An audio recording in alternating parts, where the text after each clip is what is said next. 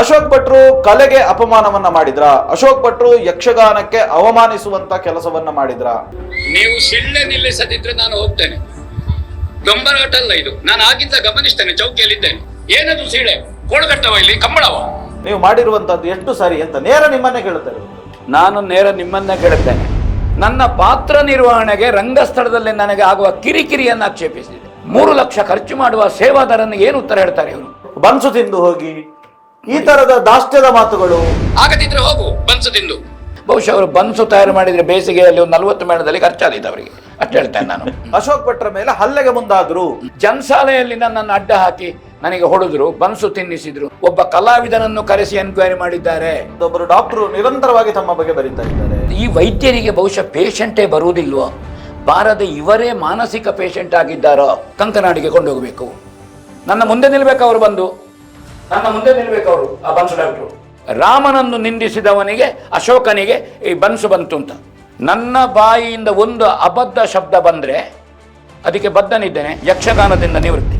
ಇದು ಟಾರ್ಗೆಟ್ ಧರ್ಮಸ್ಥಳ, ಇದು ಟಾರ್ಗೆಟ್ ಶ್ರೀ ಕ್ಷೇತ್ರ ಅನ್ನೋದನ್ನ ತಾವು ನಿರೂಪಿಸ್ತಾ ಇದ್ದೀವಿ. ಹೆನ್ನ ಬಯಲಿನಿಂದ ತೊಡಗಿ ಮೊನ್ನೆವರೆಗೆ ಹಿಂದೆ ಇರುವುದು ಯಾರು? ಯಾರನ್ನು ನನ್ನ ನಿತ್ಯ ನನ್ನ ಏಕಾಗ್ರತೆಗೋ ನನಗೆ ಭಂಗ ತರ್ತಾರೆ, ನನ್ನನ್ನು ಟಾರ್ಗೆಟ್ ಮಾಡ್ತಾರೆ, ಅವರಿಗೆ ಅದೇ ದೇವರು ಶಿಕ್ಷೆ ಕೊಡ್ತಾನೆ ಅಂತ ಮಂಜುನಾಥ ಸ್ವಾಮಿ ಮತ್ತು ಅಣ್ಣ ಸ್ವಾಮಿಯ ಪಾದಕ್ಕೆ ಹಾಕಿದ್ದಾರೆ. ನಮಸ್ತೆ ವೀಕ್ಷಕರೇ, ವಿಶೇಷ ಕಾರ್ಯಕ್ರಮಕ್ಕೆ ಸ್ವಾಗತ. ನಾನು ಶ್ಯಾಮ ಸುದರ್ಶನ್. ಪ್ರಿಯ ವೀಕ್ಷಕ ಮಿತ್ರರೇ, ಕೆಲವಾರು ದಿನಗಳ ಹಿಂದೆ ಯಕ್ಷಗಾನ ವಲಯದಲ್ಲಿ ದೊಡ್ಡ ರೀತಿಯಾದಂಥ ಒಂದು ಚರ್ಚೆ ನಡೆದಿತ್ತು. ಒಬ್ಬ ಕಲಾವಿದರ ಬಗ್ಗೆ ಒಂದು ಅಪಸ್ವರ ಇದ್ದಿತ್ತು. ಅದಾದ ನಂತರ ಅದಕ್ಕೆ ಬೇರೆ ಬೇರೆ ಆಯಾಮಗಳು ತಳೆದುಕೊಂಡವು. ಇದೀಗ ನೋಡ್ತಾ ಹೋದಂತೆ ಅದರ ಹಿಂದೆ ಒಂದು ವ್ಯವಸ್ಥಿತವಾದಂಥ ಜಾಲ ಇದೆ, ಇದೊಂದು ವ್ಯವಸ್ಥಿತವಾದಂಥ ಷಡ್ಯಂತ್ರ ಅನ್ನುವಂತಹದ್ದು ಬೆಳಕಿಗೆ ಬರ್ತಾ ಇರೋದನ್ನ ನಾವು ನೋಡ್ತಾ ಇದ್ದೇವೆ. ಈ ಹೊತ್ತಿನಲ್ಲಿ ಆ ಘಟನೆ ಯಾವುದು, ಆ ಘಟನೆ ಹಿನ್ನೆಲೆಯಲ್ಲಿ ಯಾವ ರೀತಿಯಾದಂಥ ಅಪಸ್ವರಗಳೆದ್ದವು, ಅದಾದ ನಂತರ ಇವತ್ತಿನ ಕಾಲಘಟ್ಟದಲ್ಲಿ ಆ ಘಟನೆಯನ್ನ ನೋಡುವಾಗ ಆ ಘಟನೆಯ ಹಿನ್ನೆಲೆ ಯಾವ ರೀತಿಯಾಗಿ ನಮಗೆ ತೆಗೆದುಕೊಳ್ಳುತ್ತದೆ ಅನ್ನೋದರ ಕುರಿತಂತೆ ನಾವಿವತ್ತು ಚರ್ಚೆಯನ್ನ ಮಾಡಲಿಕ್ಕಿದ್ದೇವೆ. ನಾನು ಉದ್ಧರಿಸ್ತಾ ಇರುವಂತಹ ಘಟನೆಯ ಕುರಿತಂತೆ ಒಂದು ವಿಡಿಯೋ ಇದೆ, ಬನ್ನಿ ನೋಡ್ಕೊಂಡು ಬರೋಣ.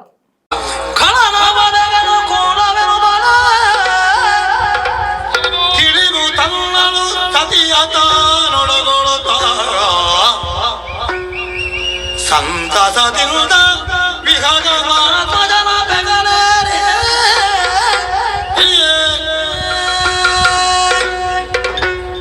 ನೀವು ಸಿಳ್ಳೆ ನಿಲ್ಲಿಸದಿದ್ರೆ ನಾನು ಹೋಗ್ತೇನೆ. ಗಂಬರಾಟ ಅಲ್ಲ ಇದು. ನಾನು ಆಗಿಂದ ಗಮನಿಸ್ತೇನೆ, ಚೌಕಿಯಲ್ಲಿದ್ದೇನೆ. ಸಭ್ಯ ಸಭೆಯನ್ನು ಬಯಸ್ತೇನೆ. ನನಗೆ ದಾಕ್ಷಿಣ್ಯ ಯಾರದೂ ಇಲ್ಲ. ಇಲ್ಲಿ ಯಾಕೆ ಕುಣಿತೇವೆ ಅಂತ ಗೊತ್ತುಂಟು ನಿಮಗೆ? ಯಾರು ಆಟ ಮಾಡಿಸುವವರು? ಏನು ಅಂತ ಆಲೋಚನೆ ಮಾಡಿದ್ರಿ ನೀವು? ಈ ಕ್ಷೇತ್ರದಲ್ಲಿ ನಮ್ಮ ತಿರುಗಾಟ ಗೊತ್ತುಂಟು ಎಷ್ಟು ಅಂತ? ಎಂಥದ್ದು ಸೀಳೆ? ಏನದು ಸೀಳೆ? ಕೋಳಗಟ್ಟವ ಇಲ್ಲಿ ಕಂಬಳವ? ಯಾರದು? ಏನು ಆಲೋಚನೆ ಮಾಡಿದ್ರಿ ನೀವು? ರೆಕಾರ್ಡ್ ಆಗಿದೆ ಅದು. ನನಗೆ ದಾಕ್ಷಿಣ್ಯ ಇಲ್ಲ. ಯಾರದು ಸೀಳಾಕಿದವ? ಆಗದಿದ್ರೆ ಹೋಗು ಬನ್ಸು ತಿಂದು. ಭಾಗವತರ ಕಂಠವನ್ನು ತೆಗೀತೀರಾ? ಸಭ್ಯ ಸಭೆ ಅರ್ಥ ಮಾಡಬೇಕದನ್ನು. ಹುಚ್ಚರನ್ನು ಬೆಳೆಸಬೇಡಿ, ಕಲಾ ಪ್ರೇಕ್ಷಕರನ್ನು ಬೆಳೆಸಿ.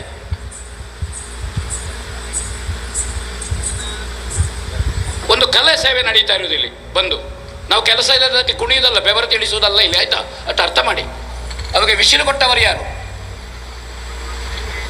ದುಡ್ಡು ಕೊಟ್ಟವರು ಯಾರು?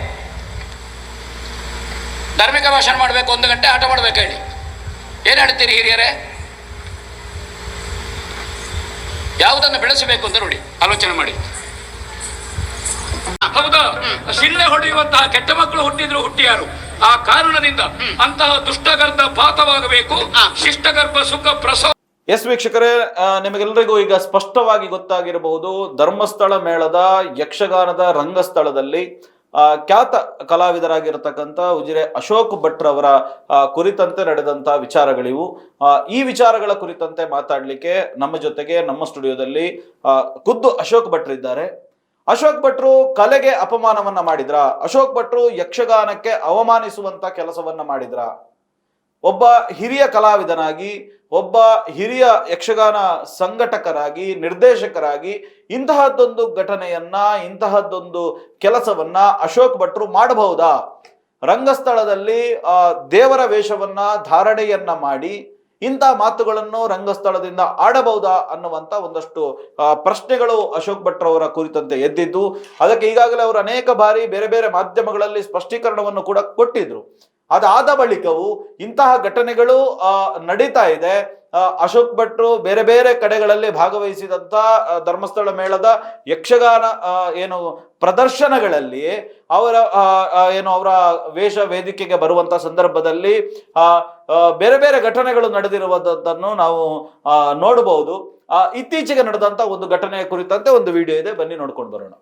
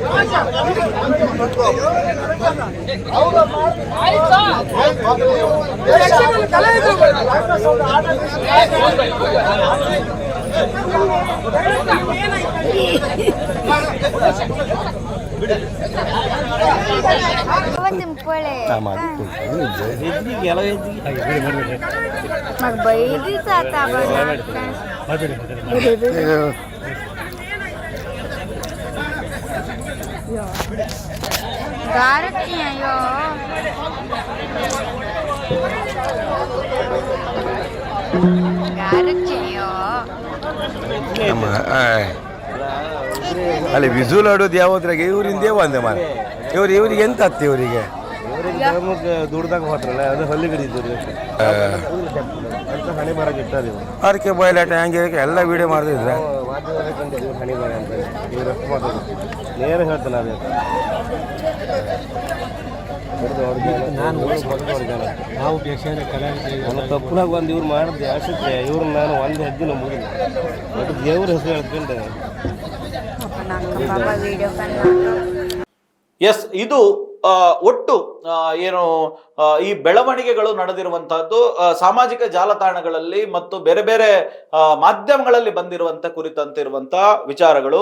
ಇದರ ಕುರಿತಂತೆ ಮಾತಾಡ್ಲಿಕ್ಕೆ ಸ್ವತಃ ಅಶೋಕ್ ಭಟ್ರು ನಮ್ಮ ಜೊತೆಗಿದ್ದಾರೆ. ಎಸ್, ಅಶೋಕ್ ಭಟ್ರೆ ನಮಸ್ಕಾರ. ನಮಸ್ಕಾರ ಸಂಪಾದಕರೇ, ಹೇಗಿದ್ದೀರಿ ಅಶೋಕ್ ಭಟ್ರೆ? ಚೆನ್ನಾಗಿದ್ದೇನೆ. ರಂಗಸ್ಥಳದಲ್ಲಿ ನನ್ನ ನಿರ್ವಹಣೆಗೆ ಏನೂ ತೊಂದರೆ ಇಲ್ಲ. ನನ್ನ ಮನಸ್ಸು ತುಂಬ ಹಗುರವಾಗಿದೆ ಮತ್ತು ಸಮರ್ಥನಿದ್ದೇನೆ. ಎಸ್, ಎಲ್ಲ ಒಂದು ಕಡೆ ಅಷ್ಟು ದೊಡ್ಡ ಕಲಾವಿದರು, ದೊಡ್ಡ ಒಂದು ಕಲಾ ವ್ಯವಸಾಯ, ಸಂಘಟಕರು ತಾವು ಖುದ್ದು ಅನೇಕ ಯಕ್ಷಗಾನ ತಾಳಮದ್ದಳೆಗಳನ್ನ ಸಂಘಟಿಸಿದ್ದೀರಿ. ಇಂಥ ಒಂದು ಪ್ರೌಢಿಮೆ ಇರುವಂತ ನೀವು ರಂಗಸ್ಥಳದಲ್ಲಿ ಇಂಥ ಒಂದು ಕೆಲವು ಬಾಲಿಶ ಪದಗಳನ್ನ ಬಳಸುವಂತದ್ದು, ಇನ್ನೊಂದು ರಂಗಭೂಮಿಗೋ ಇನ್ನೊಂದು ಕಲಾ ಪ್ರಕಾರಕ್ಕೋ ಅಥವಾ ಇನ್ನೊಂದು ಜಾನಪದೀಯ ವಿಭಾಗಕ್ಕೋ ಅಪಮಾನ ಮಾಡುವಂತದ್ದು ಮತ್ತು ಒಟ್ಟು ಈ ರೀತಿಯ ಘಟನೆಗಳು ಆಗುವಂತದ್ದು ಎಷ್ಟು ಸರಿ ಅಶೋಕ್ ಭಟ್ರೆ? ನೀವು ಮಾಡಿರುವಂತದ್ದು ಎಷ್ಟು ಸರಿ ಅಂತ ನೇರ ನಿಮ್ಮನ್ನೇ ಕೇಳ್ತಾ ಇರುವಂತದ್ದು. ನಾನು ನೇರ ನಿಮ್ಮನ್ನೇ ಕೇಳುತ್ತೇನೆ. ಕಲೆಗೆ ಅಪಚಾರ ಮಾಡಲಿಲ್ಲ, ಕಲೆಗೆ ಅಪಚಾರ ಆಗುವಾಗ ಆಕ್ಷೇಪಿಸಿದ್ದೇನೆ. ನಾನು ಎಲ್ಲಿ ಕಲೆಗೆ ಅಪಚಾರ ಮಾಡಿದೆ? ನನ್ನ ಪಾತ್ರ ನಿರ್ವಹಣೆಯಲ್ಲಿ ಅಬದ್ಧ ಮಾತಾಡಿದ್ದೇನೋ? ಇಲ್ಲಲ್ಲ. ನನ್ನ ಪಾತ್ರ ನಿರ್ವಹಣೆಗೆ ರಂಗಸ್ಥಳದಲ್ಲಿ ನನಗೆ ಆಗುವ ಕಿರಿಕಿರಿಯನ್ನು ಆಕ್ಷೇಪಿಸಿದೆ. ಅಪಚಾರ ಮಾಡಿದ್ದು ಯಾರು?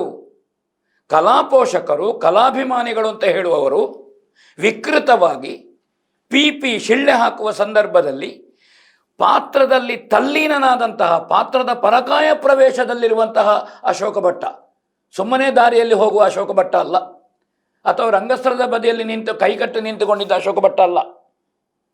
ಅಲ್ಲಿ ಸತ್ಯಭಾಮೆಯ ಜೊತೆಗೆ ಇರುವಂತಹ ಸಂವಾದದ ಸಂದರ್ಭದಲ್ಲಿ ನಮ್ಮ ಮನಸ್ಸಿಗೆ, ನಮ್ಮ ಒಟ್ಟು ರಂಗದ ವ್ಯವಹಾರಕ್ಕೆ ಹಿಮ್ಮೇಳ ಮುಮ್ಮೇಳ ಅಲ್ಲಿರುವಂಥ ಒಂದು ಅನಿಯೋಜ್ಯವಾದಂತಹ ಏನು ಸಂಬಂಧ ಉಂಟು, ಅದಕ್ಕೆ ಮೌನವಾದಂತಹ ಪ್ರೇಕ್ಷಕರಿದ್ದಾಗ ನಮ್ಮಲ್ಲಿ ಪಾತ್ರಗಳ ಪರಕಾಯ ಪ್ರವೇಶದಿಂದ ಒಳ್ಳೆಯ ಸಂಗತಿಗಳು ಹುಟ್ಟುತ್ತವೆ, ಸಂದೇಶಗಳು ಹುಟ್ಟುತ್ತವೆ. ಕಲೆ ಇರೋದು ಸಂದೇಶ ಕೊಡಲಿಕ್ಕೆ ಶ್ಯಾಮ ಸುದರ್ಶನ್ ಅವರೇ, ಕಲೆಗೆ ಮಾಡಲಿಲ್ಲ. ಅಲ್ಲಿ ಯಾವನೇ ಒಬ್ಬ ಪ್ರೇಕ್ಷಕರಿಗೆ ಅದು ಅಲ್ಲಿ ನನಗೆ ರಗಳೆ ಮಾಡಿದಂತಹ ಆ ನನ್ನ ತಿಳುವಳಿಕೆ ಪ್ರಕಾರ, ಯಾಕಂದರೆ ಸಭೆ ಕತ್ತಲೆಯಲ್ಲಿತ್ತು, ಅವರು ಮಕ್ಕಳು ಅಂತ ನಾನು ತಿಳ್ಕೊಂಡಿದ್ದೇನೆ.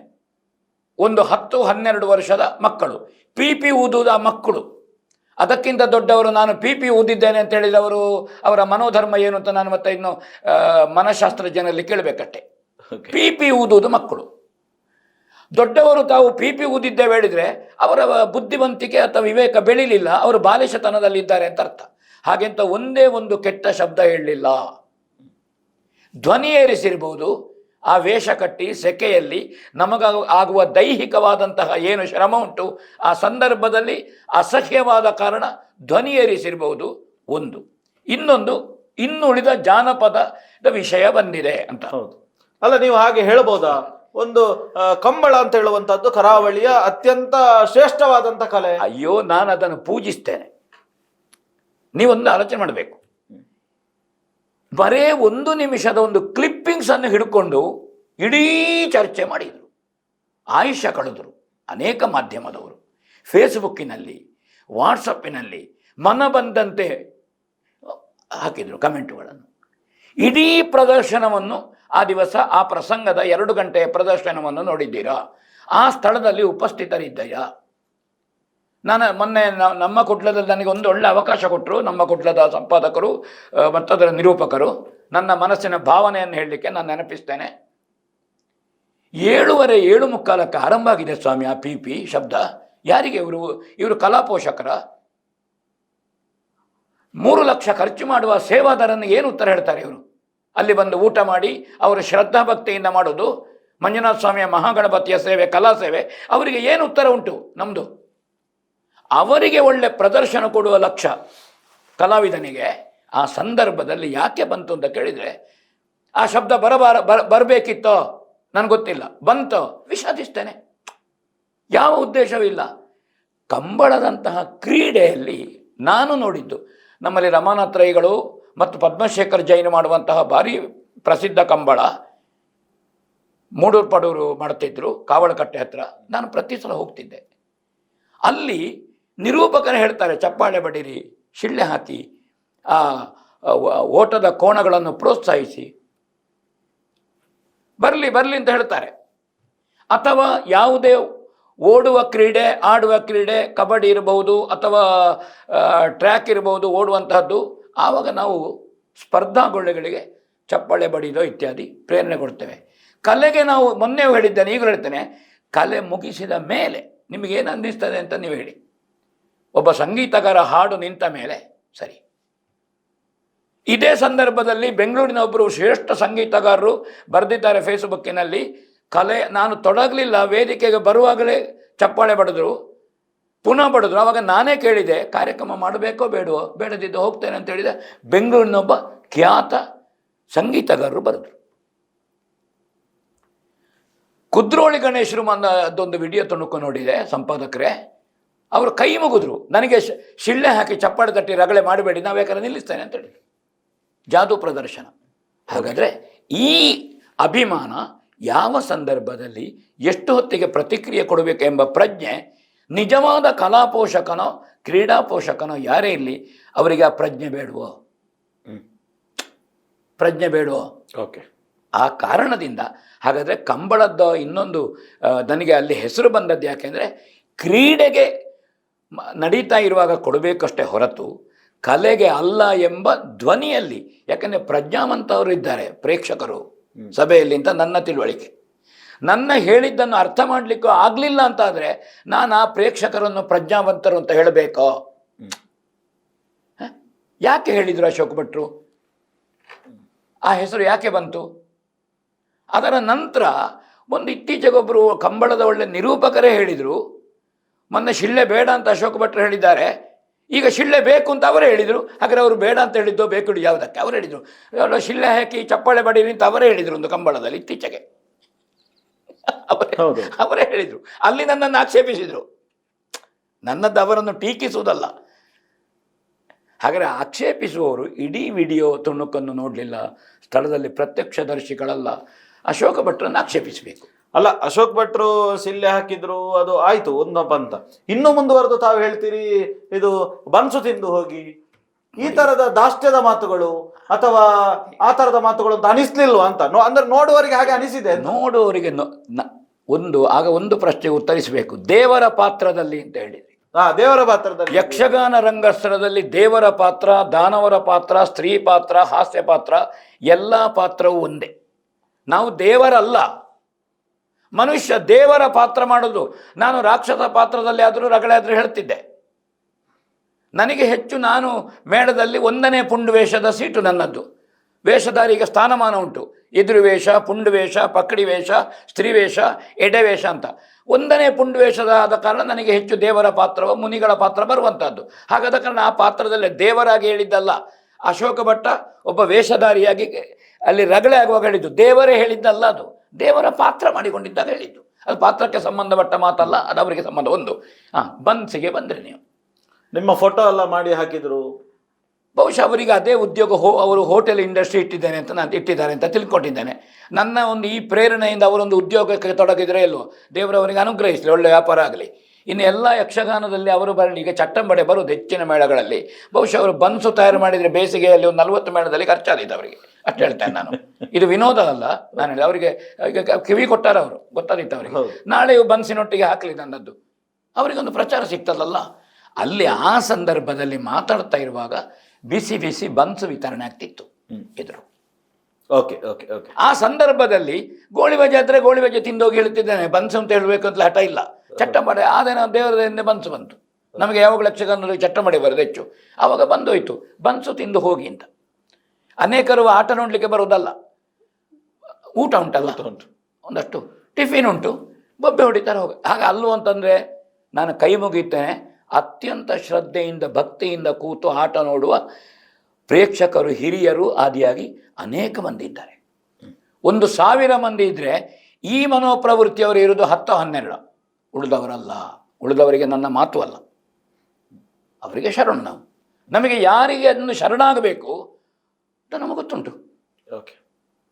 ಇಲ್ಲದಿಂದ ನಾನೀಗ 30 ವರ್ಷದಿಂದ ಕಲೆಯ ಸಂಘಟನೆ ಮಾಡೋದು ಹೇಗೆ, ಸಂಪನ್ಮೂಲಗಳು ಬರೋದು ಹೇಗೆ, ಒಳ್ಳೆ ಕಾರ್ಯಕ್ರಮ ಕೊಟ್ಟಾಗಲ್ವಾ. ಕೊರೋನಾ ಸಂದರ್ಭದಲ್ಲಿ ನಾವು ಕೊಡ್ಲಿಲ್ವಾ, ಕಹಳೆಯಲ್ಲಿ ಮಾಡಲಿಲ್ವ, ಒಳ್ಳೆ ಕಾರ್ಯಕ್ರಮ ಮಾಡಲಿಲ್ವಾ. ಒಂದು ಕೃತಜ್ಞತೆ ಹೇಳಿದ್ರು ಆಕ್ಷೇಪಿಸುವವರು ಫೇಸ್ಬುಕ್ಕಿನಲ್ಲಿ ಬರೆಯುವವರು, ಆಕ್ಷೇಪಿಸುವವರು ಬೆರಳ ತುದಿಯಲ್ಲಿ ಒಂದು ಕೃತಜ್ಞತೆ ಹೇಳಿದ್ರು. ಕೊರೋನಾ ಸಂದರ್ಭದಲ್ಲಿ ಅವರು ಒಳ್ಳೆ ಕಾರ್ಯಕ್ರಮ ಕೊಟ್ಟರು ಅಂತ. ನಾವು ಆವಾಗಲೂ ನೇರ ಪ್ರಸಾರ ಮಾಡೋದು, ಒಬ್ಬ ಕಮೆಂಟ್ ಮಾಡೋದು ಕೂತ್ಕೊಂಡು ಅಸಭ್ಯವಾಗಿ. ಅವರು ಕಲಾಪೋಷಕರಲ್ಲ. ಹಾಗಾದ್ರೆ ಅಲ್ಲ, ನಾನು ಕೇಳೋದು ಅಶೋಕ್ ಭಟ್ರೆ, ಈ ಧರ್ಮಸ್ಥಳ ಮೇಳದಲ್ಲಿ ಇಷ್ಟು ಜನ ಕಲಾವಿದರಿದ್ದಾರೆ, ಅಥವಾ ಬೇರೆ ಮೇಳಗಳಲ್ಲಿ ಇಷ್ಟು ಕಲಾವಿದರಿದ್ದಾರೆ, ಯಾಕೆ ಅಶೋಕ್ ಭಟ್ರು ಟಾರ್ಗೆಟ್ ಅಶೋಕ್ ಭಟ್ ಯಾಕೆ ಅಂತ ಮುಂದೆ ಹೋಗುವ. ಆಗ ಟಾರ್ಗೆಟ್ ಯಾಕೆ ಅಂತ ಗೊತ್ತಾಗ್ತದೆ. ಒಂದು ಹೆನ್ನ ಬೈಲಿನ ಪ್ರಕರಣದಲ್ಲಿ ನೀವು ಕಮೆಂಟುಗಳನ್ನು ನೋಡಿ ಸರ್. ಶ್ರೀ ಕ್ಷೇತ್ರದ ಜೊತೆಗೆ ನಾನು ಧರ್ಮ ಸಂರಕ್ಷಣೆಯ ಸಂದರ್ಭದಲ್ಲಿ ಕಳೆದ ಅನೇಕ ವರ್ಷಗಳಿಂದ ಮುಂದೆ ನಿಂತಿದ್ದೇನೆ, ತಮಗೆ ಗೊತ್ತುಂಟು. ಈಗಲೂ ಇದ್ದೇನೆ, ಮುಂದೆಯೂ ಇದ್ದೇನೆ. ನನ್ನ ಕೊನೆಯ ಉಸಿರೆಯವನಿಗೆ ಇದ್ದೇನೆ ಕ್ಷೇತ್ರದ ಜೊತೆಗೆ. ಇದು ವಿವೇಕದಿಂದ ಹೇಳ್ತೇನೆ, ಭಾವುಕತೆಯಿಂದ ಹೇಳುವುದಿಲ್ಲ. ಕ್ಷೇತ್ರದ ವಿರುದ್ಧ ಒಂದು ತೀರಾ ಜಲ್ಪದ ರೀತಿಯಲ್ಲಿ ಅಸಂಸ್ಕೃತವಾಗಿ, ಅಸಭ್ಯವಾಗಿ ಒಂದೇ ಪ್ರಕರಣವನ್ನು ಇಟ್ಟುಕೊಂಡು ಕೆಲವಾರು ವರ್ಷದಿಂದ ಮಾಡುವ ಒಂದು ಬಿ ಗ್ಯಾಂಗ್ ಇದೆ. ಅದರಲ್ಲಿ ಕಮೆಂಟ್ ಮಾಡಿದವರಷ್ಟು ಬಿ ಗ್ಯಾಂಗಿನವರು ಎನ್ನುವುದು ಅವರ ಭಾಷೆ, ಬಳಸಿದ ಶಬ್ದ ಮತ್ತು ಈ ಜೊತೆಗೆ ಅವರು ಅದನ್ನು ಸಂಪರ್ಕಿತ ರೀತಿಯಿಂದ ಗೊತ್ತಾಗ್ತದೆ ಆ ಜನಗಳು ಅಂತ. ಯಾಕೆಂದರೆ ಧರ್ಮಸ್ಥಳ ಮೇಳದಲ್ಲಿ ಮತ್ತು ಒಟ್ಟು ಕಲಾವಲಯದಲ್ಲಿ ನೇರ ಧರ್ಮಸ್ಥಳದ ಅನೇಕರು ಪರೋಕ್ಷವಾಗಿ ಬೇರೆ ಬೇರೆ ರೀತಿಯಿಂದ ಧರ್ಮಸ್ಥಳವನ್ನು ಬೆಂಬಲಿಸಿದ್ದಾರೆ, ಅದು ವಿಷಯ ಬೇರೆ. ನಾನು ನೇರ ವಿಡಿಯೋ ತುಣುಕುಗಳ ಮೂಲಕವಾಗಿ, ನನ್ನ ಮಾತಿನ ಮೂಲಕವಾಗಿ ತುಂಬ ಮಾಡಿದ್ದೇನೆ. ನೇರ ಕಲಾವಿದರ ಪೈಕಿ ನೇರ ಮಾಡಿದ್ದೇನೆ. ಹಾಗಾದಾಗ ನನಗೆ ಕಾಯ್ತಾ ಇದ್ರು, ಬೇರೆ ನನಗೆ ಬೈಯೋದು, ದುಡ್ಡು ಹಿಡಿಸಿದ್ದಾನೆ ಅಂತ ಬೈಯೋದಾ, ಸ್ತ್ರೀ ಲಂಪಟತನದಲ್ಲಿ ಬೈಯೋದಾ, ಕುಡುಕ ಅಂತ ಬೈಯೋದಾ, ನನ್ನದಿಲ್ಲ ಅದು.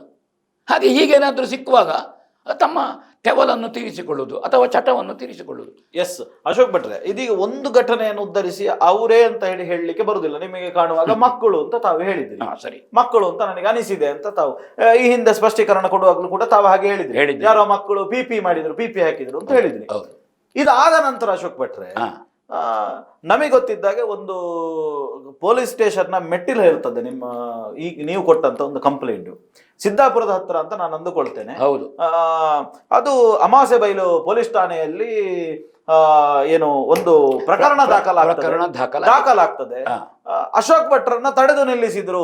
ಅಶೋಕ್ ಭಟ್ರು ಯಕ್ಷಗಾನವನ್ನ ಮುಗಿಸಿ ಹೋಗುವಂತ ಸಂದರ್ಭದಲ್ಲಿ ಅಮಾಸೆ ಬೈಲಿನ ಹತ್ತಿರ ಅಶೋಕ್ ಭಟ್ರ ಕಾರನ್ನ ತಡೆದು ಅಶೋಕ್ ಭಟ್ರ ಮೇಲೆ ಹಲ್ಲೆಗೆ ಮುಂದಾದ್ರು ಅನ್ನುವಂತ ಪ್ರಕರಣ ಅಶೋಕ್ ಭಟ್ರು ನೀಡಿದ ಕಂಪ್ಲೇಂಟ್ ನ ಆಧಾರದ ಮೇಲೆ ಸಿದ್ದಾಪುರದ ಹತ್ರ ಹೆನ್ನಾಬೈಲ್ನಲ್ಲಿ ದಾಖಲಾಗ್ತದೆ. ಆದ ಬಳಿಕ ಅಶೋಕ್ ಭಟ್ರೆ ಅದರ ತನಿಖೆ ನಡೀತದೆ. ಸುಮಾರು 10 ರಿಂದ 15 ಜನರನ್ನ ತನಿಖೆ ನಡೆಸಲಾಗ್ತದೆ. ಅನೇಕರ ಮುಚ್ಚಳಿಕೆಗಳು ಆ ಪ್ರಕರಣದಲ್ಲಿ ಬರೆಸಿಕೊಂಡ ಬಗ್ಗೆ ಪೊಲೀಸ್ನವರು ಮಾಹಿತಿ ನೀಡ್ತಾರೆ. ಎಸ್ ಅಶೋಕ್ ಭಟ್ರ, ಅದು ಏನಾಗಿತ್ತು ಘಟನೆ, ಯಾಕೆ ತಮ್ಮನ್ನ ತಡೆದು ನಿಲ್ಲಿಸಿದ್ರು ಅಂತ? ಇದು ಮಾರ್ಚ್ 25ಕ್ಕೆ, ಅದು ಏಪ್ರಿಲ್ 9ಕ್ಕೆ ನಾನು ಪಾತ್ರ ಮುಗಿಸಿ ಹೊರಡುವಾಗ ಪ್ರದರ್ಶನದ ಸ್ಥಳದಿಂದ 200 ಮೀಟರ್ ದೂರ ಮುಖ್ಯ ರಸ್ತೆಗೆ ಎಂಟರ್ ಆಗುವಾಗ 2 ಬೈಕು ಅಡ್ಡ ನಿಂತುಕೊಂಡಿತ್ತು. ನಿಲ್ಲಿಸಿದೆ, ಸ್ವಲ್ಪ ಕನ್ನಡಿ ತೆಗೆದೆ. ಅಷ್ಟೊತ್ತಿಗೆ ಒಮ್ಮೆಲೆ ಒಂದು 10-6 ಜನ ಸೇರಿದರು. ಏನು, ನಾನು ಸಹ ಮಾಮೂಲಿ, ನನಗೆ ಅದರ ಬಗ್ಗೆ ಈ ಕಲ್ಪನೆಯೂ ಇಲ್ಲ. ಮೊನ್ನೆ ಹೆನ್ನಾಬೈಲಿನಲ್ಲಿ ಶಿಳ್ಳೆ ಹಾಕಿದ್ದು ನಾವು ಅಂತ ಹೇಳಿದರು. ಅವರು ಮಕ್ಕಳಲ್ಲ, ಅವರ ಅಪ್ಪ ಅಮ್ಮನಿಗೆ ಮಕ್ಕಳು. ನಾನು ಹೇಳುವ 10, 12, 14 ವರ್ಷದವರಲ್ಲ. ಅಲ್ಲಿ ಶಿಳ್ಳೆ ಹಾಕಿದ ಧ್ವನಿ ನನಗೆ ಗೊತ್ತಾಗ್ತದಲ್ಲ. ನಾನು 45 ವರ್ಷದಿಂದ ಸಾರ್ವಜನಿಕ ಜೀವನದಲ್ಲಿದ್ದೇನೆ. ಹೆಮ್ಮೆಯಿಂದ ಹೇಳ್ತೇನೆ, RSSನಿಂದ ಬಂದಿದ್ದೇನೆ. ಹಾಗಾದ್ರೆ ನೀವು ಮಾಡಿದರೆ ನಿಮ್ಮದು ತಪ್ಪಾಯ್ತಲ್ಲ ಹೇಳಿದೆ. ನಾನು ಕಾರಿನಿಂದ ಇಳಿಲಿಲ್ಲ, ಕಾರಿನಲ್ಲಿದ್ದೇನೆ, ಇವರು ರೌಂಡ್ ಹಾಕಿದ್ದಾರೆ, ನೀವು ಮಾಡಿದ್ದು ತಪ್ಪಲ್ವೋ ಅಂತ ನಾನು ಧ್ವನಿ ಏರಿಸಲಿಲ್ಲ. ಆಗ ಒಬ್ಬ 2 ಬೆರಳನ್ನು ಬಾಯಿಗೆ ಹಾಕಿ ಸಿಳ್ಳೆ ಹಾಕಿದ. ಅದು ವಿಸಿಲಲ್ಲ, ಸಿಳ್ಳೆ ಅಂತ. ಅದು ಬಿಡಿದ, ನನಗೆ ಗೊತ್ತುಂಟು, ಹೇಳಿದೆ ಕಿವಿ ಶುದ್ಧ ಉಂಟು ಅಂತ. ಹಾಗೆ ಸ್ವಲ್ಪ ಅಟ್ಯಾಕ್ ಮಾಡುವ ದೃಷ್ಟಿಯಿಂದ ದರ್ಶನ ಎಲ್ಲ ಮಾಡಿದ. ನಾನು ಕಾರಿನಲ್ಲೇ ಇದ್ದೇನೆ. ಓಕೆ, ಸ್ವಲ್ಪ ಅಸಭ್ಯವಾಗಿ ಕೆಟ್ಟ ಶಬ್ದದಿಂದ ಬೈದ. ನನಗೆ ಹಾಗೆ ಬೈಲಿಕ್ಕೆ ನನಗೆ ಆ ಸಂಸ್ಕಾರದಿಂದ ಬಂದದ್ದಲ್ಲ. ಶಬ್ದಗಳು ಬರುವುದು ನಮ್ಮ ಸಂಸ್ಕಾರದಿಂದ ಮತ್ತು ನಮಗೆ ಜನ್ಮ ಕೊಟ್ಟ ಅಪ್ಪ ಅಮ್ಮನಿಂದ ಸಂಸ್ಕಾರಗಳು ಬರುವಂತಹದ್ದು. ಅಷ್ಟೊತ್ತಿಗೆ ಬೇರೆ 1-2 ಜನ ಅವರನ್ನು ತಡೆದ್ರು. ಅವರು ಎಳೆದ ಹಾಗೆ ಮಾಡೋದು, ಇವರು ನುಗ್ಗಿದ ಹಾಗೆ ಮಾಡೋದು, ಹಗ್ಗ ಜಗ್ಗಾಟ. ಆಗಲೇ ಹೇಳಿಲ್ಲ, ನೋಡಿಕೊಳ್ತೇವೆ ಹಾಗೆಲ್ಲ. ಆಯ್ತು ನೋಡಿಕೊಳ್ಳಿ ಹೇಳಿದೆ ನಾನು.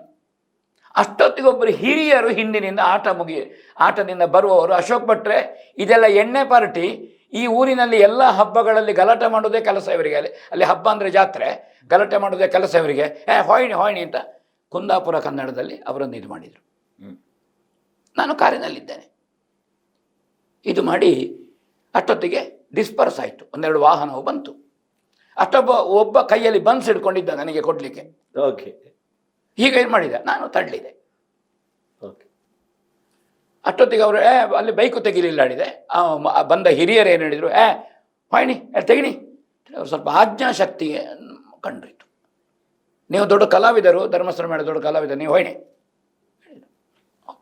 ನನ್ನಿಂದ ಮುಂದೆ ಈ ವಾಹನಗಳು ಹೋಗ್ತಾ ಇತ್ತು, 2 ವೀಲರ್ ಸಿದ್ದಾಪುರದವರೆಗೆ ಅದು ಮುಂದೆ ಹೋಗಿದೆ. ನಾನು ಮುಂದೆ ಹೋಗಲಿಲ್ಲ. ಅಷ್ಟು ಹೊತ್ತಿಗೆ ಧರ್ಮಸ್ಥಳ ಮೇಳದ ಚೌಕಿಗೆ ಫೋನು ಸಂದೇಶ ಬಂದಿದೆ ಒಬ್ಬ ಕಲಾವಿದನಿಗೆ, ಈ ಘಟನೆ ನಡೆದಿದೆ ಅಂತ. ಓಕೆ, 5 ನಿಮಿಷ ಕಳಿಲಿಲ್ಲ. ಅದು ಇನ್ನೊಬ್ಬ ಹಿಮ್ಮೇಳದ ಕಲಾವಿದನ ಮೂಲಕವಾಗಿ ಗೊತ್ತಾಯಿತು. ನನಗೆ ಭಾಗವತರು, ಮೇಳದ ಮ್ಯಾನೇಜರರು ಫೋನ್ ಮಾಡಿದರು, ಎಲ್ಲಿದ್ದೀರಿ? ಇಲ್ಲ, ನಾನು ಇಂಥ ಕಡೆಗೆ ತಲುಪಿದ್ದೇನೆ. ಸರಿ. ಅದು ಎಲ್ಲಿಗೆ ಸುದ್ದಿ ಮಾಡಿ, ಜನಸಾಲೆಯಲ್ಲಿ ನನ್ನನ್ನು ಅಡ್ಡ ಹಾಕಿ ನನಗೆ ಹೊಡೆದ್ರು, ಬನ್ಸು ತಿನ್ನಿಸಿದ್ರು ಅಂತ ಸುದ್ದಿ ಆಯಿತು. ಅದು ಆ ಕಮೆಂಟುಗಳು 1-2 ಜನರಿಗೆ ಹೋಯಿತು. ಅದು ಮತ್ತೆ ವೈರಲ್ ಆಗಲಿಲ್ಲ. ಓಕೆ, ಇನ್ನೊಂದು ನಿಮಗೆ ಆಧಾರ ಹೇಳ್ತೇನೆ.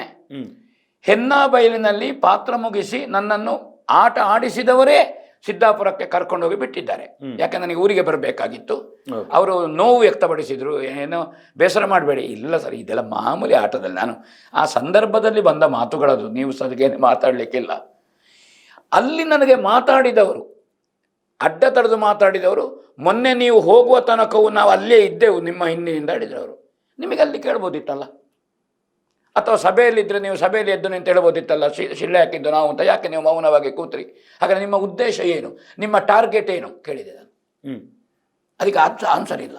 ಓಕೆ, ಕಂಪ್ಲೇಂಟ್ ಕೊಟ್ರಿ ಅಶೋಕ್ ಭಟ್ರೆ? ಯಾಕೆ ಕೊಟ್ರಿ, ಯಾವಾಗ ಕೊಟ್ರಿ ಕಂಪ್ಲೇಂಟ್ ಕೊಟ್ರಿ? ಯಾಕಂದರೆ ನನಗೆ ಅದರ ಬೆನ್ನಿಗೆ ನನಗೆ ಖಾಸಗಿ ಕಾರ್ಯಕ್ರಮ ಇತ್ತು ಒಂದು 2-3. ಅಷ್ಟೊತ್ತಿಗೆ ಮತ್ತೆ ಮೇಳದ ಅಂದರೆ ಒಂದು ಕಡೆಯಿಂದ ಒಂದು ಕಡೆ ಹೋಗೋದು. ಮ್ಯಾನೇಜರಿಗೆ ವಿಷಯ ಗೊತ್ತಾಯಿತು, ಮರು ದಿವಸ ಭಾಗವತರಿಗೆ ಗೊತ್ತಾಯಿತು. ಅದನ್ನು ಇದು ಯಜಮಾನರಿಗೆ ಸಂದೇಶ ಹೋಯಿತು.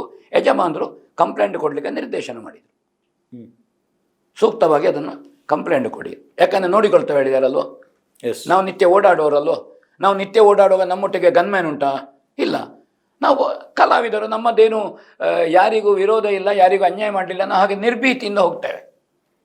ನನ್ನನ್ನು ಟಾರ್ಗೆಟ್ ಮಾಡುವ ಒಂದು ವರ್ಗ ಉಂಟು ಅಂತ ಅಲ್ಲಿ ಗೊತ್ತಾದ ಕಾರಣ ಆಗ ಅಮಾಸಭೆಯಲ್ಲಿ ನನಗೆ ಕಂಪ್ಲೇಂಟ್ ಕೊಟ್ಟೆವು.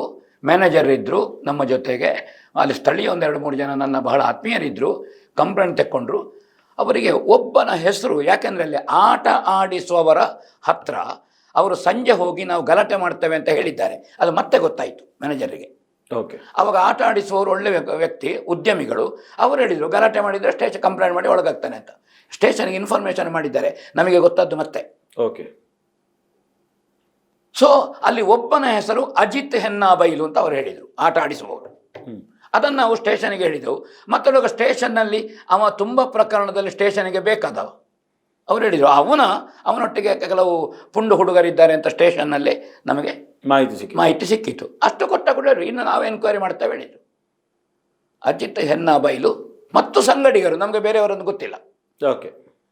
ಆಮೇಲೆ ಎನ್ಕ್ವೈರಿ ಮಾಡುವಾಗ ಒಬ್ಬೊಬ್ಬರದ್ದು ಅವರಿಗೆ ಗೊತ್ತುಂಟು, ಆ ಊರಿನಲ್ಲಿ ಹೀಗೆ ಮಾಡುವವರು ಯಾರು ಅಂತ ತುಂಬ ವಿಷಯ ಗೊತ್ತುಂಟು. ಓಕೆ. ಅವರು ಎನ್ಕ್ವೈರಿ ಮಾಡುವಾಗ ಅಲ್ಲಿದ್ದು ಕರೆಸಿದರು.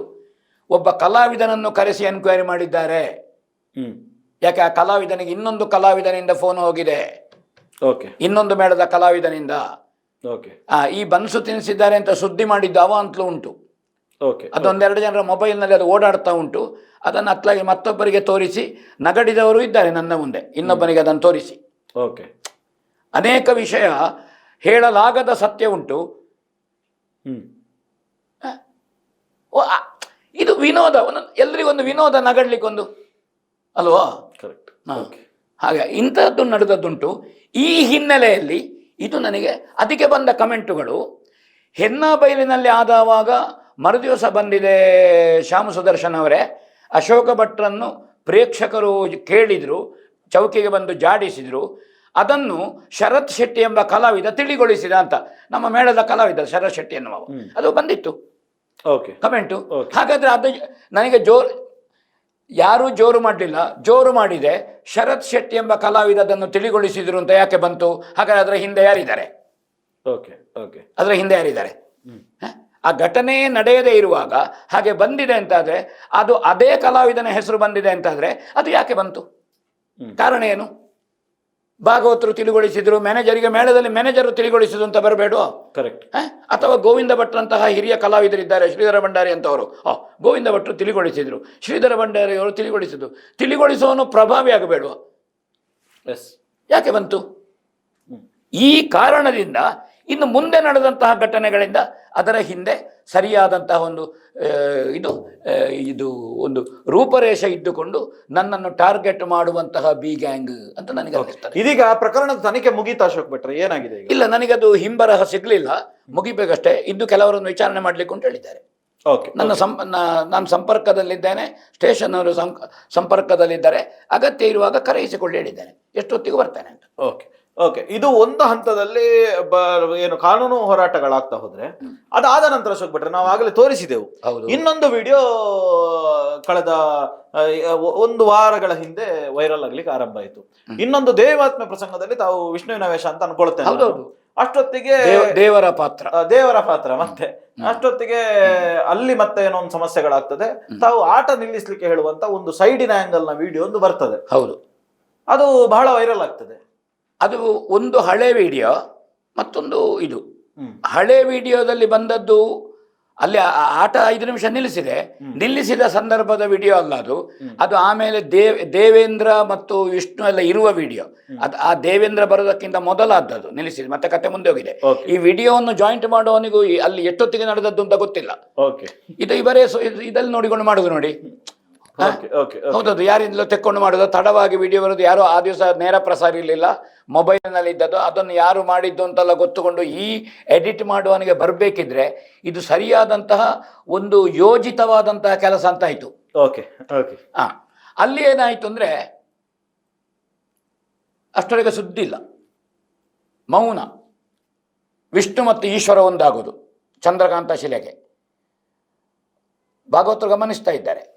ನನ್ನ ವೇಷ ಎಂಟ್ರಾಗಿ ಮಾತು ತೊಡಗುವಾಗ ಶಿಲೆ, ತೊಡಗುವಾಗ, ಕುಣಿಯುವಾಗ ಅಲ್ಲ, ಕುಣಿಯುವಾಗ ಹಾಕ್ಲಿ ಮಾರ್ಯಾರೆ, ಎಂತ ಬೇಕಾದ್ರೂ ಮಾಡಲಿ, ತೊಡಗುವಾಗ ಮಾತು ಮೌನವಾದೆ.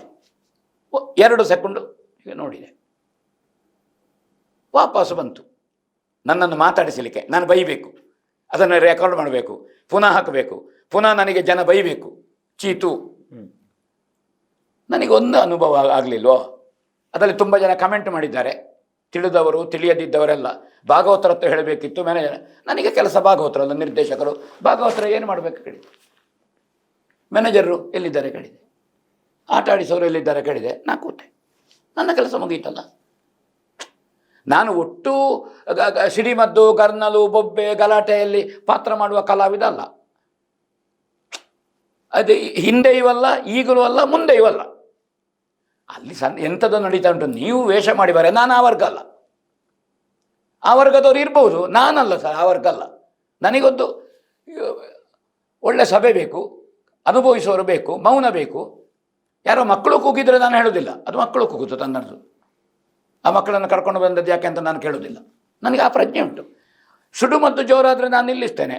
ಇದು ತ್ರಾಸಿ ಹತ್ರ ಒಂದು ಮೇಳದ ಆಟ, ಬಡಗಿನ ಮೇಳದ್ದು, ಕಂಡವಟ್ಟೆ ಸುಡುಮದ್ದು. ದೇವಿ ಮಹಾತ್ಮೆ ವಿಷ್ಣು, ಅವರು ದೇವಿ ಮಹಾತ್ಮೆ ವಿಷ್ಣು ಸುರುವಿನ ಮಧುಗೇಟವರ ಭಾಗ. ಕಂಬದ ಬದಿಗೆ ಹೋಗಿ ಈಗ ನಿಂತರು, ಸುಮ್ಮನೆ 10 ನಿಮಿಷ ನಿಂತಿದ್ದಾರೆ. ದೇವರ ಪಾತ್ರವೇ, ಅದಕ್ಕೆ ಯಾರು ಬರೀಲಿಲ್ಲ.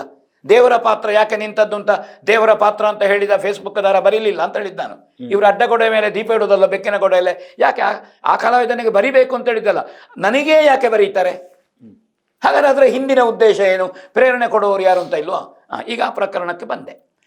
ಇಲ್ಲಿ ಅದು 4ನೇ ತಾರೀಕು ಮೇ ದೇವಿ ಮಹಾತ್ಮೆ ಉಳ್ಳೂರು. ಇದು 18ನೇ ತಾರೀಕು ದೇವಿ ಮಹಾತ್ಮೆ ತ್ರಾಸಿ ಹತ್ರ ಕೊಡಪಾಡಿ. ನೀವು ಹೇಳೋದು ಇದು 2 ದೇವಿ ಮಹಾತ್ಮೆ ಮೇಲೆ ಆಗಿದೆ ಅಂತ? 2 ದೇವಿ ಮಹಾತ್ಮೆಯಲ್ಲಿ ಸೇಮ್ ಸಂದರ್ಭ. ಈಗ ಅದು ಬೇರೆ ಬೇರೆ ವಿಡಿಯೋ, ಅದು ವಿಡಿಯೋ ಬೇರೆ ಬೇರೆ, ಅದನ್ನು ಇದಕ್ಕೆ ಲಿಂಕ್ ಮಾಡಿದ್ದು. ಅದು ಅದರ ಲೈಟ್ ಇಫೆಕ್ಟ್ ಅಲ್ಲಿ ಗೊತ್ತಾಗ್ತದೆ ಲಿಂಕ್ ಅಂತ, ನನಗೆ ಗೊತ್ತುಂಟಲ್ಲ. ಮತ್ತದು ದೇವೇಂದ್ರ ಒಟ್ಟಿಗಿರುವಂತಹದ್ದು ಸುಳ್ಳು ವಿಡಿಯೋ. ಅಲ್ಲಿ ಆಟ ನಿಂತದ್ದಲ್ಲ, ಅಲ್ಲಿ ನಾನು ಪಾತ್ರ ಮಾತಾಡ್ತಾ ಇರುವಾಗ ಓಡಾಡೋದು ಕಾಣ್ತದೆ. ಅದು ಅವರಿಗೆ ಆ ಪ್ರಜ್ಞೆ ಇಲ್ಲ. ಇದು ಯಕ್ಷಗಾನ ಗೊತ್ತಿದ್ದವರು ಮಾಡೋದಲ್ಲ. ಅದೌದು, ಇದು ಏನು ಗೊತ್ತಿರೋದವರು ಮಾಡೋದು, ಏನು ಗೊತ್ತಿಲ್ಲ ಅಂತಲೂ ಗೊತ್ತಿರೋದವರು ಮಾಡೋದು. ಹೌದೌದು. ಹಾಗೆ ಅಲ್ಲಿ ಕೊಡಪಾಡಿಯಲ್ಲಿ ಅದೇ ಸಂದರ್ಭ. ನನ್ನ ಬ್ರಹ್ಮ ವಿಷ್ಣು ಎಂಟ್ರಾಗೋದು, ನನ್ನೊಟ್ಟಿಗೆ ಈಶ್ವರನ ಪಾತ್ರ. ಪಾಪ ಅಷ್ಟೊತ್ತಿಗೆ ಸಿಳ್ಳೆ ಮಾತಾಡಲಿಲ್ಲ. ಭಾಗವತರೇ ಕೂತೆ. ಅಲ್ಲಿ ಏನಾಯಿತು ಅಂದರೆ ಮ್ಯಾನೇಜರ್ ಬಂದರು, ಭಾಗವತರು ಎಲ್ಲ ಮತ್ತೆ ಆಟ ಆಡಿಸೋರು ಬಂದರು. ಅಷ್ಟೊತ್ತಿಗೆ ಕಾರಿನೊಳಗಿದ್ದ 4 ಜನ ಓಡಿದ್ದಾರೆ, ಕಾರು ಸ್ಟಾರ್ಟ್ ಮಾಡಿ. ನಾನು ಅವ್ರ ಹತ್ರ ಹೇಳಿದೆ, ಯಾರು ನೋಡಿ ಸಭೆಗೆ ಲೈಟ್ ಹಾಕಿದ್ರು. ಅಷ್ಟೊತ್ತಿಗೆ ಕಾರು ಸ್ಟಾರ್ಟ್ ಆಗಿ ಹೋಯಿತು. ಹಾಗಾದ್ರೆ ಅವರು ಹೊರಗಿನಿಂದ ಬಂದ ಇದು ಆಮದು ವ್ಯಕ್ತಿಗಳು ಅಂತಾಯಿತು ಅಲ್ಲಿ. ಇದನ್ನು ನನಗೆ ತೊಂದರೆ ಕೊಡುವುದಕ್ಕೆ, ಇದು ವೈಯಕ್ತಿಕ, ಇದು ಕಲೆಯೂ ಅಲ್ಲ, ಕಲಾವಿದನೂ ಅಲ್ಲ. ಶ್ರೀ ಕ್ಷೇತ್ರದ ಕುರಿತಾಗಿ ಧಾರ್ಮಿಕ ಇದು ಮಾತಾಡುವ ಅಶೋಕ್ ಭಟ್ಟನನ್ನು ಟಾರ್ಗೆಟ್ ಹಿಡಿದು. ಕೊಡಪಾಡಿಯಲ್ಲಿ ಅದೇ ವ್ಯಕ್ತಿಗಳು. ಭಾಗವತರು ಹೇಳಿದ್ರು, ಅಂಗಿಯಿಂದ ತೊಡಗಿ ಅಲ್ಲಿ ಗಲಾಟೆ ಶಿಲ್ಲೆ ಹಾಕಿದವನೇ ಇಲ್ಲಿ ಹಾಕಿದ್ದು ಅಂತ. ಆ ಭಾಗವತರ ಮೇಲೆ ಕೂತು ನೋಡ್ತಾ ಇದ್ದಾರೆ ಅದೇ ವ್ಯಕ್ತಿಗಳು. ಒಬ್ಬ ನನ್ನ ಸ್ಟೇಜಿನ ಬಲಬದಿಯಲ್ಲಿ ನಾನು ನೋಡ್ತಾ ಇದ್ದೇನೆ, ಶಿಲ್ಲೆ ಹಾಕೋದು. ಆಟ ನಿಲ್ಲಿಸಿದ್ದಕ್ಕೆ ಶಿಲ್ಲೆ ಹೊಡೆದದ್ದು ಯಾರು ಹೇಳಿದೆ? ಅಲ್ಲ, ಎಲ್ಲ ಕಲಾವಿದರು ಹೊಡಿತಾರೆ, ನನಗೆ ಯಾಕೆ ಹೊಡಿದ್ರಿ? ನಾನು ಕುಣಿತಾ ಇದ್ದೇನೆ ಇಲ್ಲಿ ಅಂತ ನಾನು 2 ಸಲ ಕೈ ಹೀಗೆ ಮಾಡಿದ್ದು. ನಾನು ಮತ್ತೆ ಕೂತೆ, ನನಗೆ ಯಾಕೆ? ಮ್ಯಾನೇಜರ್ ಇದ್ದಾರೆ, ಆಟ ಆಡಿಸುವ ಇದ್ದಾನೆ, ನಿರ್ದೇಶಕ ಭಾಗವತರಿದ್ದಾರೆ, ಕೂತೆ. ಪರದೆ ಹಾಕಿದರು, ತೆಗೆದರು. ಮತ್ತು 4 ಜನ ಒಳ್ಳೆ ಯುವಕರು, ಅವರು ಅಮಲು ಪದಾರ್ಥವನ್ನು ಸೇವಿಸಿದ್ದಾರೆ. ಅವರ ಆಂಗಿಕಾಲ ಅವರದ್ದೇ ಒಂದು ಸಣ್ಣ ಎಂಟರ್ಟೈನ್ ಮಾಡುವಾಗಿತ್ತು. ಅವರನ್ನು ಎಳ್ಕೊಂಡು ಹೋದರು. ಓಕೆ. ನಾನು ಮೌನ ಕೂತ ಕಾರಣ ಏನು ನಾನು ಖುಷಿ ಪಟ್ಟೆ ಅಂದರೆ ತುಂಬ ಮಂದಿ ಇದಕ್ಕೆ ತುಂಬ ಕಮೆಂಟ್ಗಳು ಹೋಗಲಿಲ್ಲ. ಯಾಕಂದರೆ ಇದಕ್ಕೆ ಕಮೆಂಟ್ಗಳು ಯಾಕೆ ಹೋಗಲಿಲ್ಲ ಅಂದರೆ ಅದರಲ್ಲಿ ಅವರು ಕಳ್ಳರು ಸಿಕ್ಕಿಬಿದ್ರು, ಬಿ ಗ್ಯಾಂಗಿನವರು ಸಿಕ್ಕಿಬಿದ್ರು.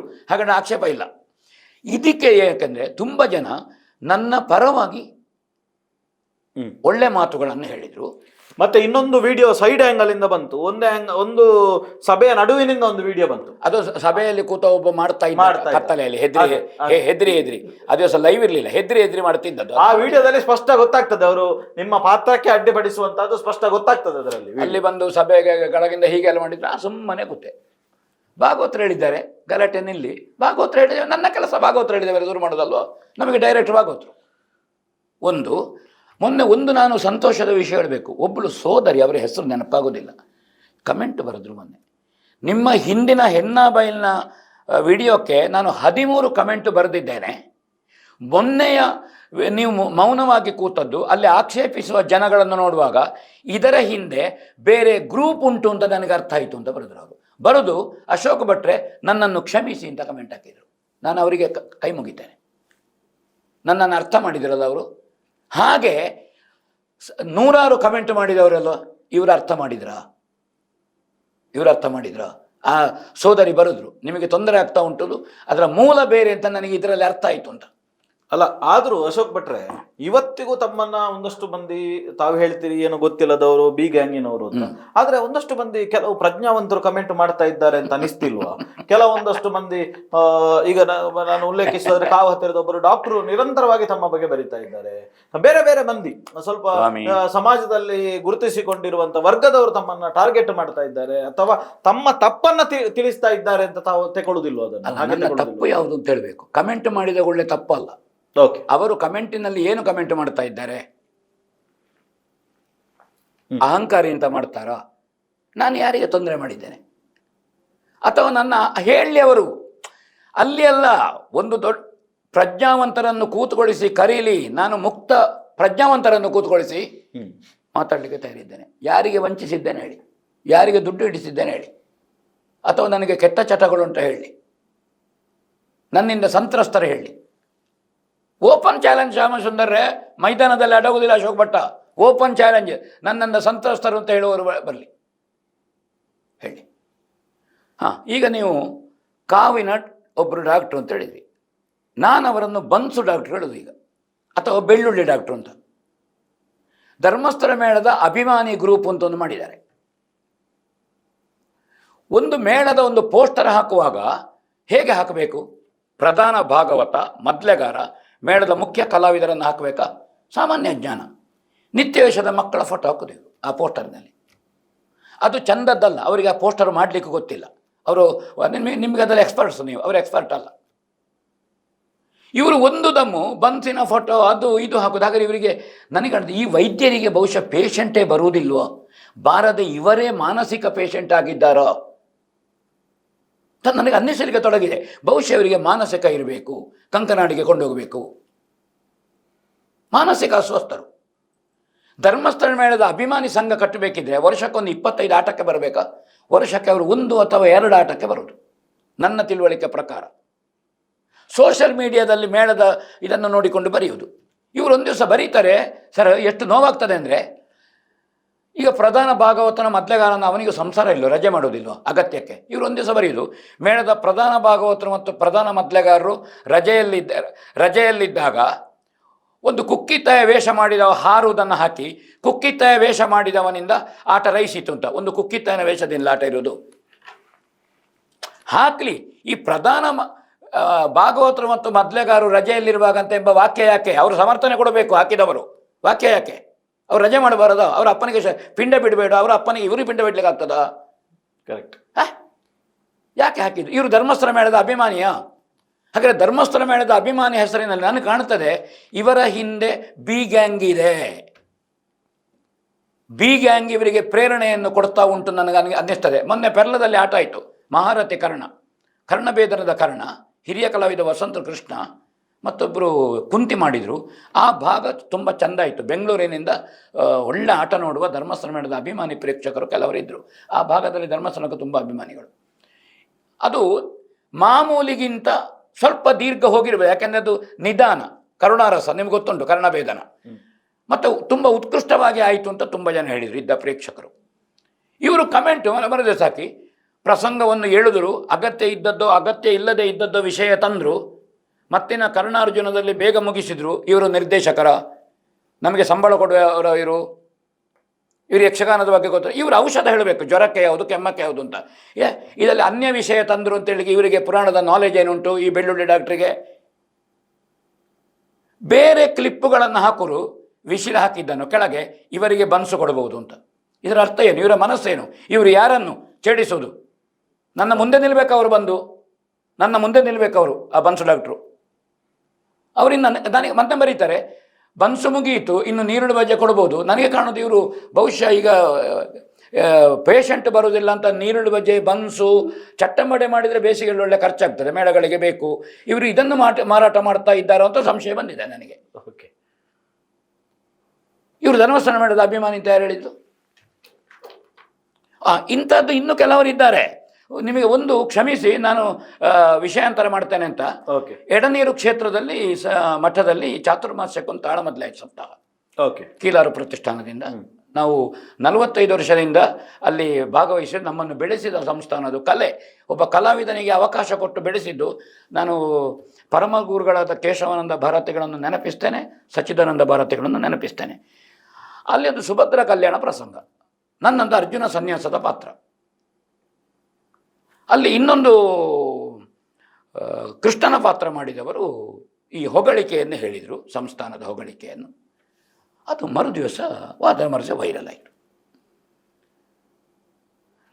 ನನ್ನ ಅರ್ಜುನ ಇವತ್ತು ನಾನು ಹೇಳ್ತೇನೆ, ಯಕ್ಷಗಾನದ ವಿದ್ವಾಂಸರು,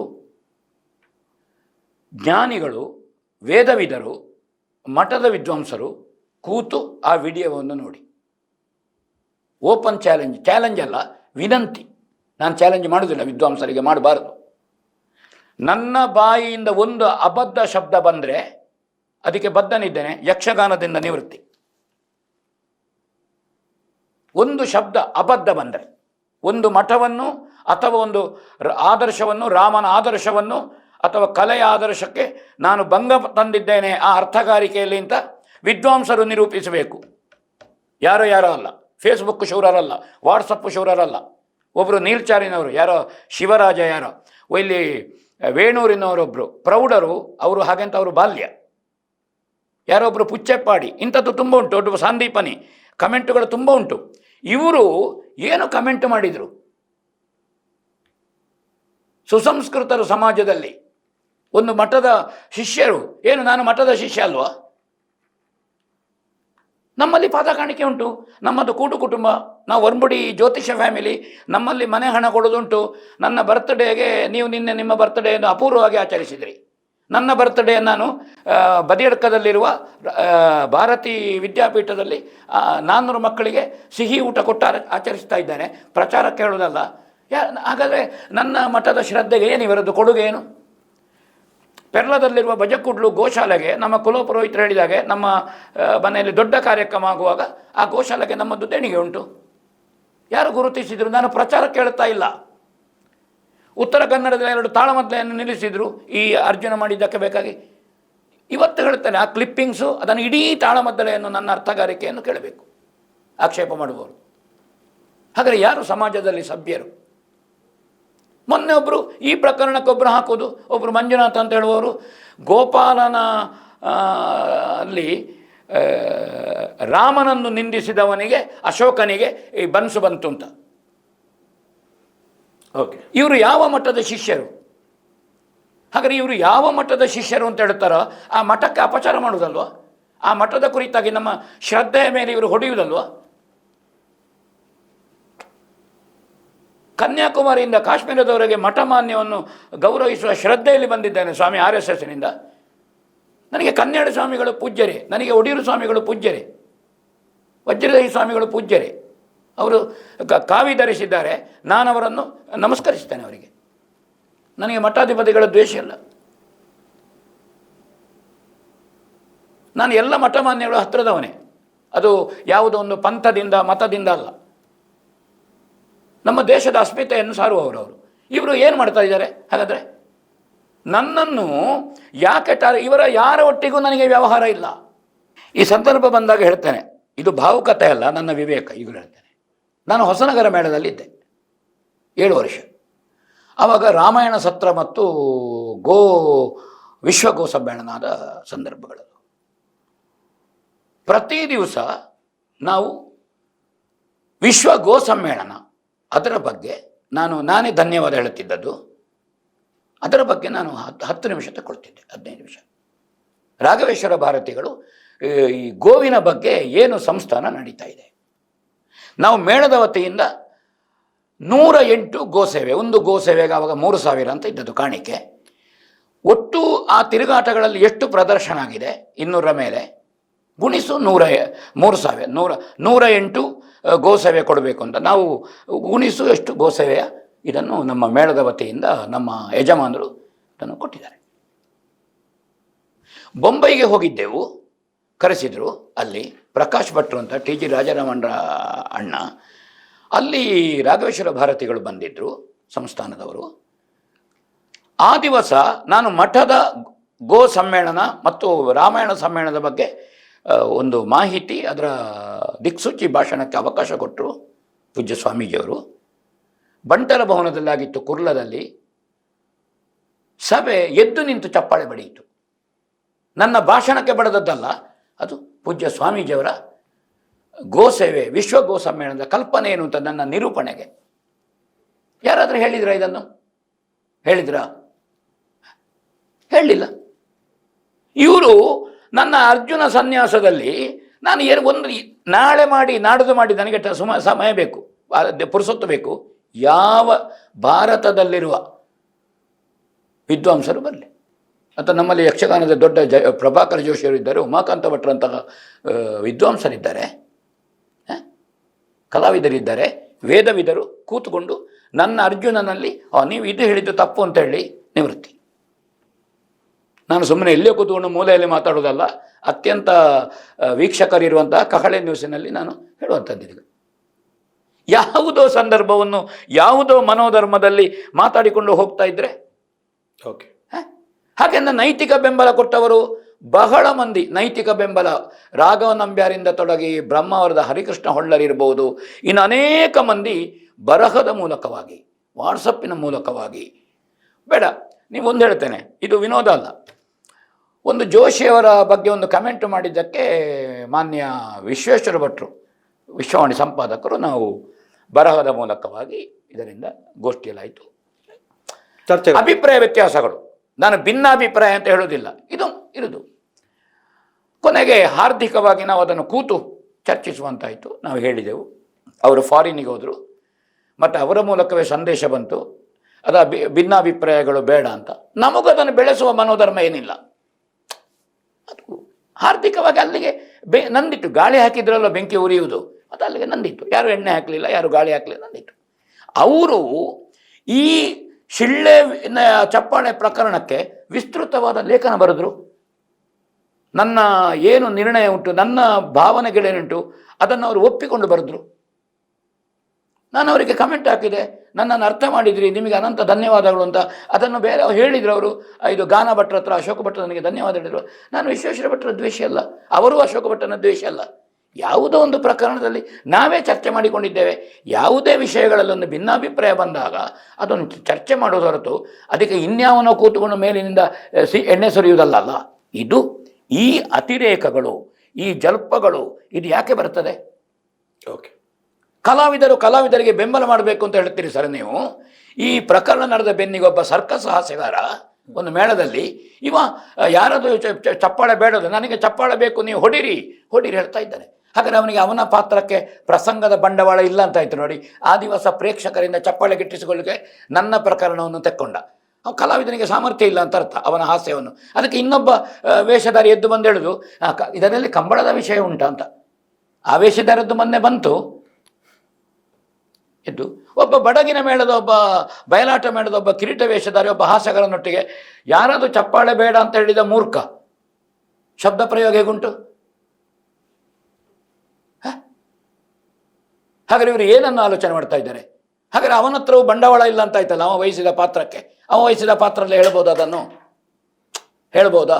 ಅಥವಾ ಇಲ್ಲಿ ಸರ್ಕಸ್ ಹಾಸ್ಯಗಾರ ಹೇಳ್ಬೋದಾ? ಅದು ಪಾತ್ರದ ಮಾತು. ಆ ಕಲಾವಿದ, ಈಗ ನೀವು ಮೂಲ ಪ್ರಶ್ನೆ ಕೇಳಿದ್ರಿ, ಕಲೆಗೆ ಅವಮಾನ ಮಾಡಿದ್ರಿ ಅಂತ. ಈಗ ಈ ಕಲಾವಿದ ಏನು ಮಾಡಿದ ಕಲೆಗೆ?